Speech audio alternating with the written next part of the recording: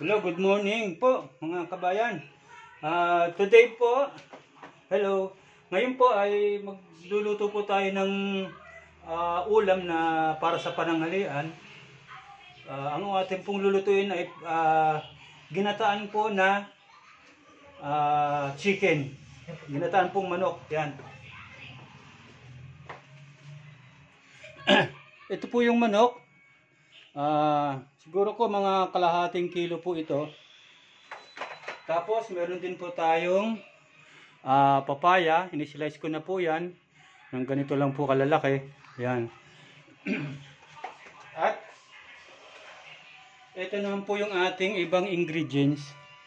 Meron po tayong bawang, sibuyas, and then ito pong luya, sili, yung siling bagyo, tapos ito po yung ating nor cubes. Yan po yung chicken cube para po match po sila At pinaka-importante po ay ito po ang ating gata ng nyug. Ngayon po dati 30 lang po ito. Ngayon po ay 40 na isang ganito. Sigun po siguro sa laman nito kaya naging 40 pesos po siya. Ito po yung ating gata ng nyug na ipanluluto po natin dito po sa chicken. Una po natin gagawin,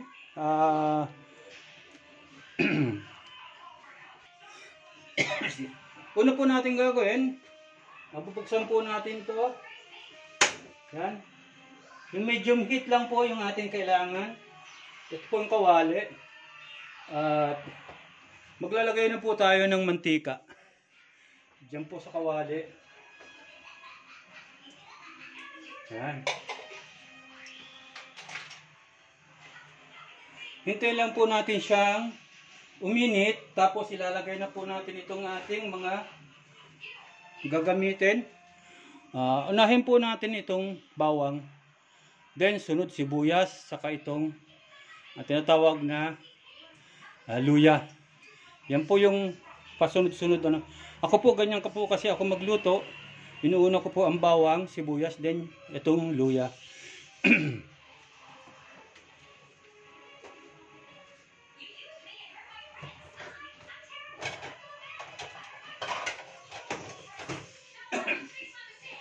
Yan guys, mainit na yung ating mantika.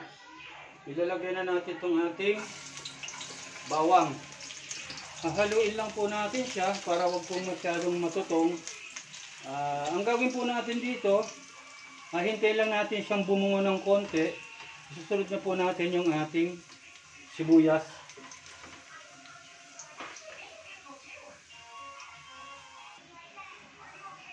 Ayan guys, nilagyan ko siya ng asin saka paminta. Tapos sinalo ko siya at tinakpan ulit natin. Ngayon maghihintay tayo ng mga 5 minutes para maano natin siya kung ano na ang kanyang texture. Kung malambot na siya, susunod na natin yung ating papaya. Ito pong papaya na to isusunod natin dito sa ating chicken. Haluin po natin. Nilagyan ko po siya ng konting mantika para medyo po maluto niya yung ating chicken. Hintay po natin na medyo mag-brown siya. Ayan. Maghihintay ulit tayo guys ng another 5 minutes para tapos titignan natin kung okay na. Kung malapit na siyang maluto, ilalagay na natin guys yung ating papaya. Ayan guys, tapos na yung 5 minutes. Ngayon guys, ilalagay natin itong ating papaya. Ito nga palang papaya ay hindi ko na binili kasi meron akong tanim dyan sa gilid ng aming bahay. Kinuha ko na lang po siya. Ayan. Haluin lang po natin.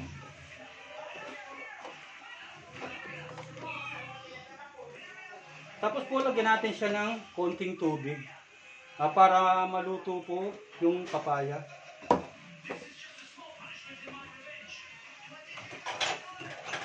Ilalagay po tayo ng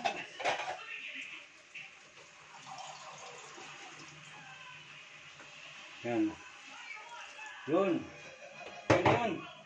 Tapos takpan natin siya. Maghintay ulit tayo ng another 5 minutes. After 5 minutes guys, bubuksan natin siya, haluin.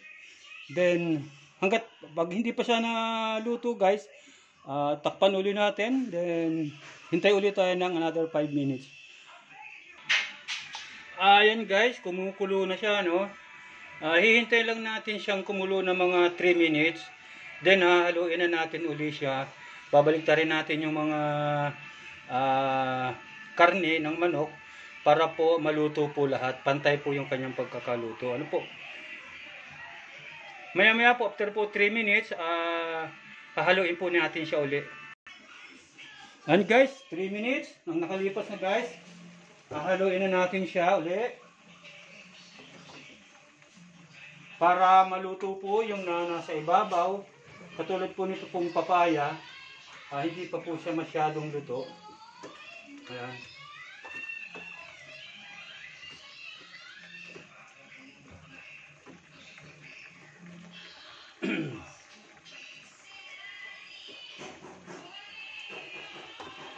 Yan, nahalo na po natin.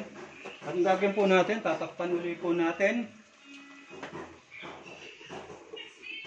Then, maghihintay na lang po tayo ng mga siguro, mga 5 minutes siguro na. Sa tingin ko, maluluto na po yung papaya sa loob ng 5 minuto. Maglalagay na po tayo ng gata. Ilalagay na po natin itong gata na binili natin dito sa tinda, dun sa may kabilang kanto. Ayan. Dito po, 40 pesos po yan. Pero dun po sa probinsya namin, nagluluto po kami ng ganitong klase ng luto.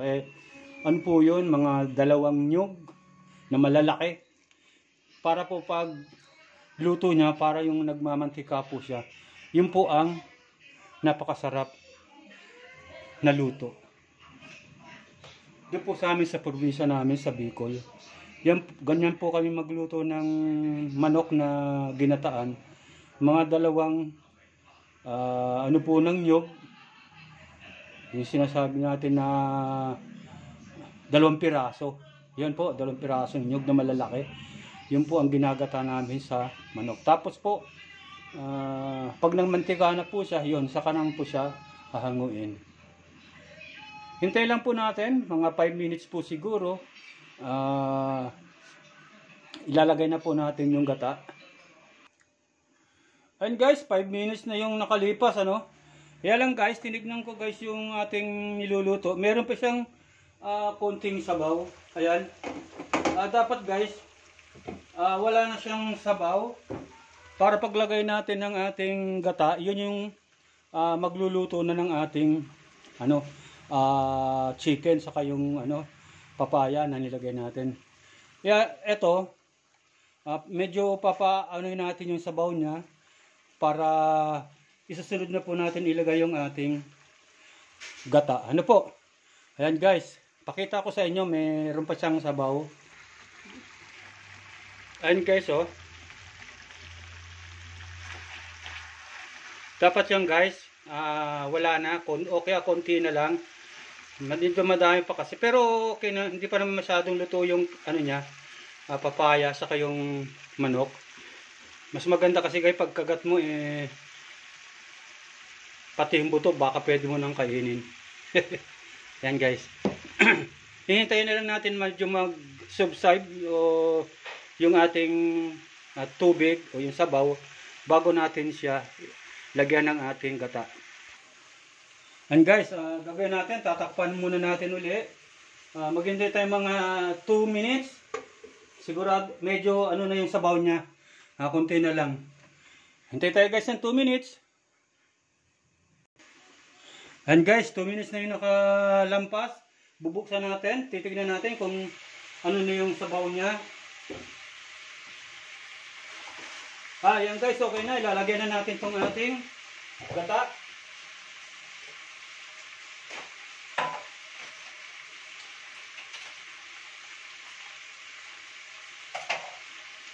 Ito na guys yung mag-finish na pagluto.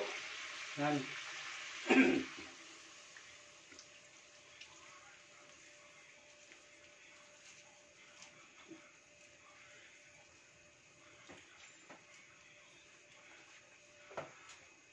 Then, ilalagay na rin natin yung ating chicken cubes.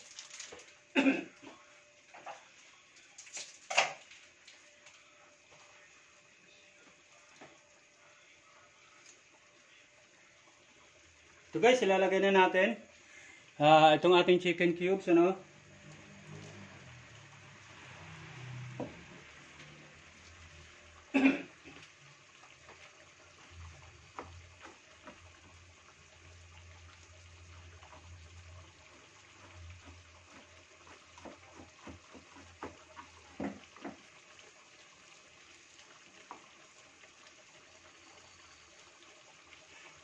Then, itong ating sili.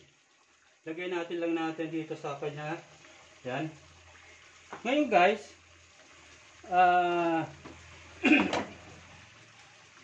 papahinaan natin ng konti yung ating kalan, ay apoy. Then, hahayaan na natin siyang kumulo. Huwag nyo guys siyang haluin kasi yung ating gata ay magiging mag-aano siya, mag-bubuo-buo. Ganyan lang siguro yan. Para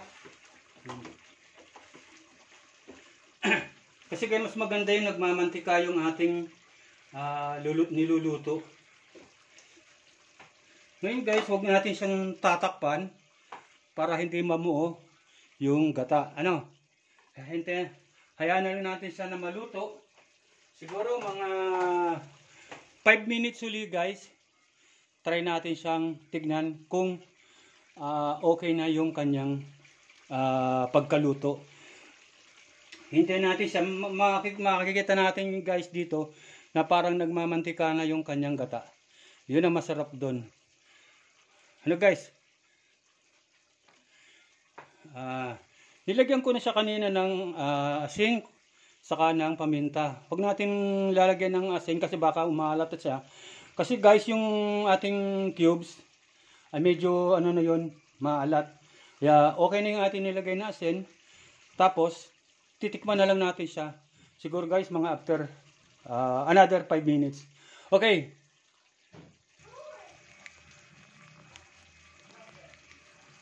Ayan guys. Okay na po yung ating nilutong manok. Ayan. Ating pong ginataang manok. Ayan. Medyo pinakulong po ng konti. Pero papatayin ko na po yung apoy. Pikakita sa inyo kung yung kanyang luto. Ayan po siya. Medyo nagmamantika na po siya. At ang amoy niya po ay napakasarap. Ayan po guys. Yan po yung ating menu. Ngayong tanghalian. Ito po yung magiging ulam natin ngayon. Para sa ating pong pamilya.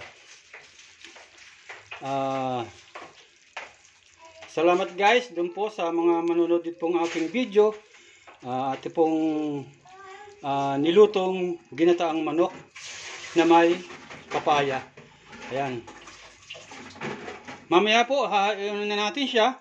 Pinatay ko na po yung apoy. Okay na po yan. Maraming salamat po. At sana po panoorin niyo po ito para magustuhan niyo po. Kung matutunan niyo rin po kung paano po magluto ng manok na papaya sa gata. Yan po. Maraming salamat po. Hanggang sa muli po. Uli. Don't forget po na subscribe po ang aking channel. Then i-click po yung ating notification bell para updated po kayo sa mga video ko pong ina-upload sa ating YouTube. At sana po, wag po kayo mag-skip ng ads at i-like and share nyo na rin po para malaman po o makita po ng ating mga kababayan ang video na ito. Hanggang sa muli po, magpapaalam na muna po tayo. Bye-bye!